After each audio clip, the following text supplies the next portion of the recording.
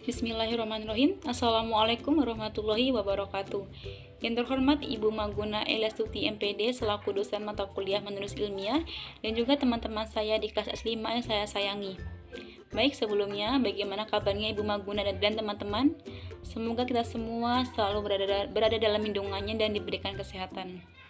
Baik, kami dari kelompok 2 akan menyampaikan hasil diskusi kami terkait materi pengembangan dan jenis penalaran paragraf. Sebelum kami melanjutkan materi ini, izinkan kami dari kelompok 2 untuk mengenalkan diri terlebih dahulu.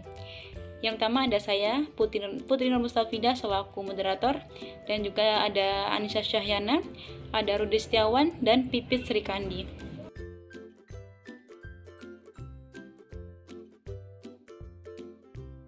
Baik, slide pertama akan dibawakan oleh saudari Pipit Srikandi. Saya, Pipit Srikandi, akan menjelaskan pengertian paragraf.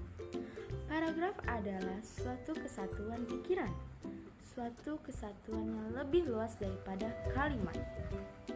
Ia merupakan himpunan dari kalimat-kalimat yang bertalian dalam sebuah rangkaian untuk menjelaskan sebuah pikiran utama.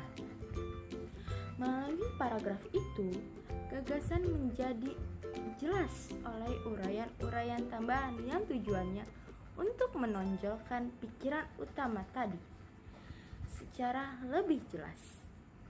Setiap paragraf boleh mengandung satu pikiran utama atau gagasan utama.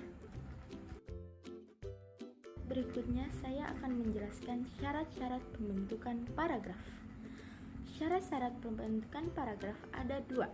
Yang pertama, kesatuan atau koherensi. Kalimat-kalimat dalam sebuah paragraf harus menggambarkan pikiran yang saling berhubungan dalam menunjukkan ikatan untuk mendukung suatu pikiran sebagai pikiran utama atau suatu ide tunggal. Dari Keraf 1980 halaman 36.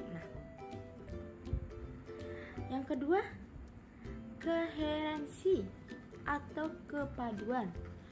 Kepaduan terjadi apabila hubungan timbal balik antar kalimat-kalimat yang membina paragraf itu tersusun dengan baik. Terima kasih.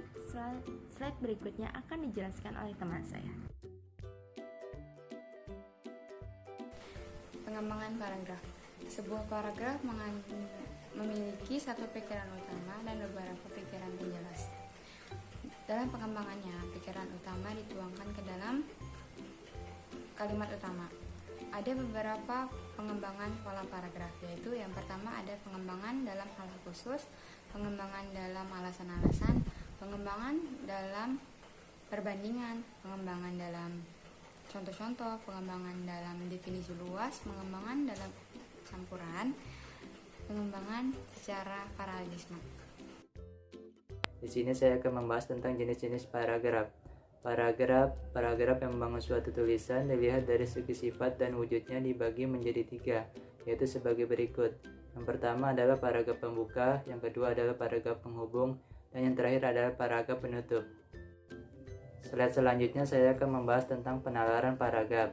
Penalaran paragraf adalah cara seseorang menarik kesimpulan sebelum akhirnya berpendapat dan dikemukakan kepada orang lain.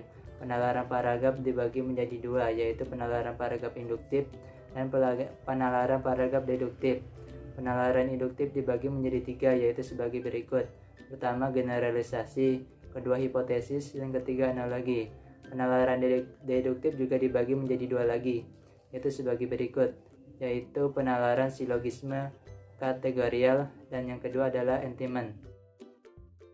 Alhamdulillahirrahmanirrahim. Baik teman-teman, itu tadi materi pengembangan dan jenis penalaran paragraf yang dapat kami sampaikan. Apabila teman-teman memiliki beberapa pertanyaan, kami dari kelompok 2 akan membuka sesi tanya jawab di grup kelas. Baik, kurang lebihnya kami mohon maaf. Wabillahi taufiq wal hidayah. Wassalamualaikum warahmatullahi wabarakatuh.